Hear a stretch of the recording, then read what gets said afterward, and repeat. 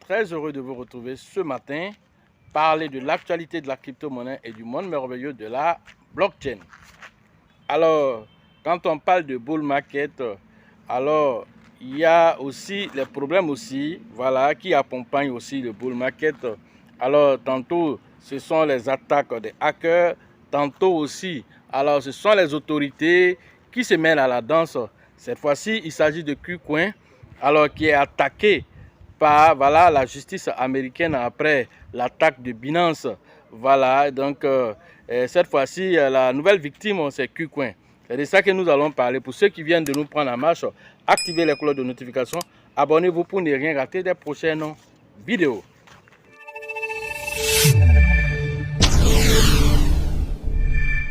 Alors, KuCoin aurait envisagé voilà, de cesser ses activités de vente en bourse depuis 2023 dans le cadre d'une enquête voilà, de la justice américaine et chinoise.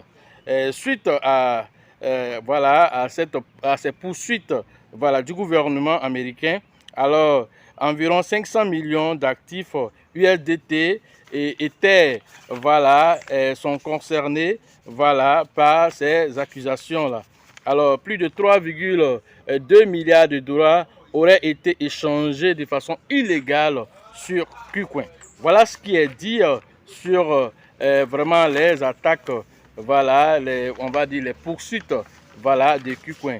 Il y a plusieurs chefs d'accusation. Alors, nous allons tenter de vous expliquer.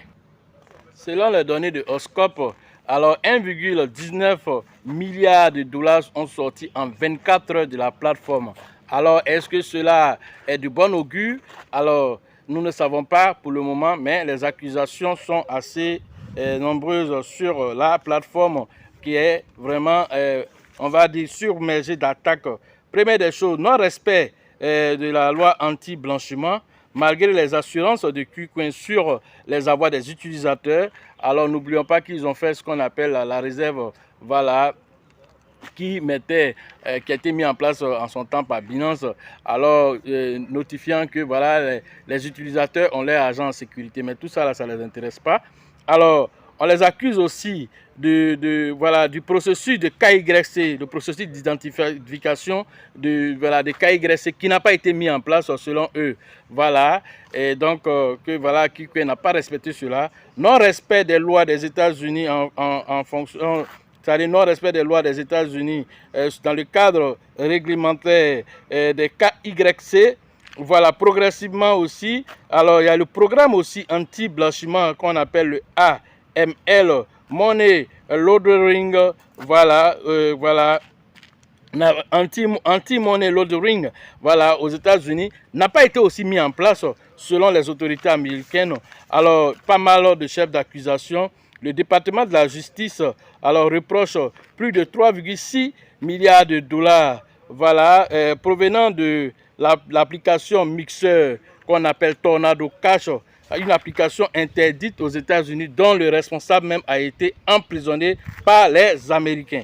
Alors, aussi, il y a la poursuite alors, voilà, de cette sécurité exchange aussi qu'on appelle la CFTC, alors qui est la Commodity Future Trading Commission. Alors, tout cela attaque encore. Ça y est, il y a le département de la justice qui attaque d'un côté, mais en même temps, du deuxième côté, on a encore voilà, cette entité américaine chargée des bourses aussi qui attaque aussi voilà, KuCoin pour non-respect voilà, des KYC et de plusieurs autres chefs d'application. Voilà ce que KuCoin dit. Nous sommes informés des rapports connexes et nous sommes en train d'examiner les détails. KuCoin respecte les lois américaines dans voilà, certains pays et adhère aux normes de sécurité de conformité. Voilà ce que les responsables de KuCoin ont dit. Mais est-ce que cela va calmer quand nous savons ce qui s'est passé avec Binance? Binance a pris les avocats, ils ont fouillé partout, ils ont essayé de répondre aux différentes accusations, mais cela n'a pas suffi. Alors on a obligé CZ à démissionner de son poste de président, voilà, directeur général voilà, de la société Binance. Alors, ce qui a permis à Binance d'être sauvé, mais ce n'était pas encore fini. Alors, 4,3 milliards d'amendes, 4,3 milliards de dollars d'amendes ont été déposés pour Binance et CZ.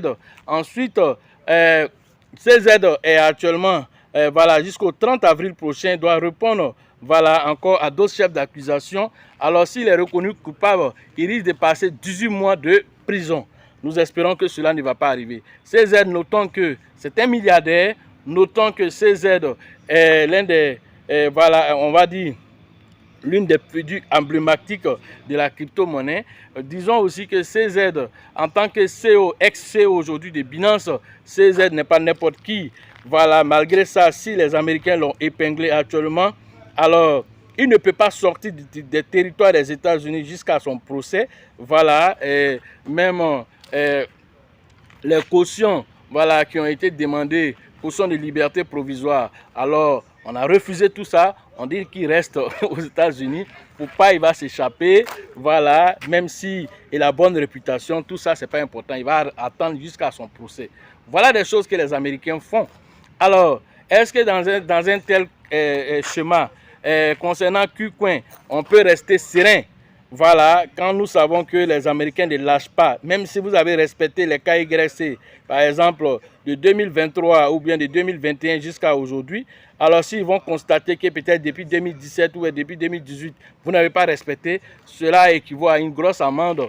Non seulement cela, alors les deux voilà, CEO de KuCoin, alors risquent une lourde peine à la suite de tout ça, comme la main CZ. Tout ça là, c'est l'objectif. C'est quoi? L'objectif, c'est de, voilà, diminuer le nombre de personnes au niveau des crypto-monnaies, les responsables au niveau des crypto-monnaies, pour que des gens comme les BlackRock puissent prendre le dessus. Voilà, voilà le vrai point qui est là aujourd'hui. Donc, ils ne vont pas laisser, c'est qu'on peut penser que ce sont des détails, ils vont payer une amende et puis ça va passer. Alors, ils ne vont pas le faire, ils ne vont pas se limiter à des amendes, ils vont donner des sanctions dures, selon eux, pour décourager tous ceux qui vont aller dans le même sens. Voilà un peu. Est-ce que nous, en tant qu'utilisateurs de la plateforme KuCoin, nous pouvons rester sereins quand on attend que 1,19 milliard de dollars sont sortis de KuCoin en 24 heures seulement? Alors Binance en son temps aussi avait fait sortir plus d'1 milliard de dollars aussi, mais Binance a pu résister à l'impact. Est-ce que KuCoin pourra résister à l'impact? Je vous laisse à chacun maintenant prendre votre décision, mais vous êtes informés ici de tout ce qui est en train de se passer. Voilà, donc si ce qui est plus, comment on appelle, ce qui serait vraiment l'idéal pour l'utilisateur, c'est d'avoir ses avoirs hors de KuCoin, les mettre sur une plateforme décentralisée en entendant de voix claire dans cette affaire pour ne pas vraiment se voir son compte suspendu parce qu'ils sont en train de faire une enquête sur les comptes. Tout ça, c'est des choses qui peuvent arriver. Quand le bull market arrive, plein de choses arrivent. Notons qu'en 2022, en 2021, voilà, quand le bull market de 2021, nous avons vu aussi Hotbit aussi qui avait été attaqué. Alors, Hotbit a été attaqué. Tous ceux qui avaient les Shiba là-bas, c'était bloqué pendant un certain temps, alors que le Shiba était en train de monter. Quand le Shiba est monté pour atteindre un certain sommet, il ne pouvait pas retirer. C'est lorsqu'il a commencé à descendre, maintenant, arrivé à un certain niveau, ils ont dit qu'ils ont pu réussir à colmater les brèches et puis ils ont libéré, les gens ont pu récupérer leur argent, mais ayant perdu beaucoup, plus de 50% de ce qu'ils auraient pu avoir. Voilà ce qui s'est passé. Et par la suite, Hotbit, l'année 2022 qui a suivi, alors quand il y a eu la chute de FTX, ils disent qu'ils ont été impactés par cette chute et quelques mois après, ils ont fermé leur plateforme. Plein de crypto-monnaies sont restées là-bas. Alors, plein de personnes ont laissé les crypto-monnaies dans cette plateforme parce que voilà, ils n'ont pas eu l'information tôt. Et même lorsqu'ils ont eu l'information, tout le monde cherchait à retirer au même moment et donc la plateforme était saturée. Donc, certains, avant le délai de fermeture finale, certains n'ont pas pu récupérer les pièces. Voilà des erreurs qu'on a fait peut-être dans le passé. Alors, cette fois-ci, on ne va pas s'asseoir pour attendre que le pire arrive. Alors, il est important qu'on signale l'information à la communauté ici afin que chacun puisse prendre ses décisions, mais des décisions assez intelligentes. Pourquoi? Parce que si vous ne prenez pas la bonne décision voilà, de mettre vos actifs hors de ces plateformes centralisées, voilà, donc voilà, et que la plateforme a des sérieux problèmes, vous risquez de voir le bull market passer sous vos yeux et vous ne pouvez pas récupérer. Voilà, donc c'est pourquoi on vous parle de formation. En formation, on rentre dans les détails pour vous expliquer. Alors, même si vous devez mettre l'argent sur vos plateformes centralisées, c'est sur quelle plateforme centralisée? Quelles sont les conditions que la plateforme doit respecter avant d'y mettre votre argent? Et tous ces détails-là, vous avez toutes ces informations. Et même si la plateforme est décentralisée, voilà, quelles sont les sécurités à mettre en place pour être sûr que l'argent que tu as mis sur cette plateforme décentralisée, alors cet argent-là t'appartient. Voilà des informations alors que vous devez avoir. Donc pour la prochaine édition, la prochaine formation, alors pour ceux d'abord qui veulent faire les formations en ligne, le numéro c'est tout dans la description de la vidéo. Et sur la vidéo, rentrez en contact avec nous pour profiter de l'écosystème merveilleux des crypto-monnaies. Ensuite, pour la formation prochaine, c'est celle d'Abidjan le 6 avril prochain. 2024 à la bourse de travail de 13 juillet avec le leader Bill, le leader Georgette et le leader Elisabeth. La 10e édition cette fois-ci, allez interagir pour vraiment tirer profit de l'écosystème merveilleux et quelles sont les différentes stratégies à prendre, voilà, pour ce bull market, que ce soit au niveau des échangeurs, au niveau des échangeurs centralisés, décentralisés, au niveau des stratégies. Alors tout va y passer au peigne fin. Alors après là-bas, nous allons interagir avec San Pedro le 24 et le 25 voilà, mai prochain. Voilà, cette fois-ci avec San Pedro. Et donc cette fois-ci la 7e édition, toujours avec le leader David Joseph et son acolyte Sango. Alors vous pouvez aller interagir. Alors ces interactions-là, ça se passera le 24 et le 25 mai prochain. Bien avant ça, nous serons au Burkina. Voilà, et le Burkina c'est prévu le 27 et le 28 avril, toujours avec le leader Alassane. Vous devez interagir avec lui pour les différentes inscriptions au niveau du Burkina. Alors, le Korogo va avoir sa formation. Alors, la formation de Korogo aussi est très bientôt. C'est prévu le 20 et le 21 avril prochain. Alors, vous allez interagir avec le leader Kofi, le leader Kone pour les différentes inscriptions dans la zone de Korogo. Nous avons déjà fait une belle conférence, alors sera suivi maintenant par la formation pratique de tout ce que nous avons dit là-bas. Alors allez interagir très rapidement, prenez position à Korogo pour que Korogo puisse aussi compter ses millionnaires. Voilà, donc tous ceux qui sont dans la zone de Bundiali, tous ceux qui sont dans la zone de Kouto, je salue, voilà, et Djedje, voilà, tous ceux qui sont dans la zone, voilà, de Feke, de Katioula. Allez interagir rapidement avec le leader Kofi, le leader Kone pour les différentes inscriptions. Sachez toujours que la chance accordera toujours ses faveurs aux esprits avertis, aux esprits entreprenants.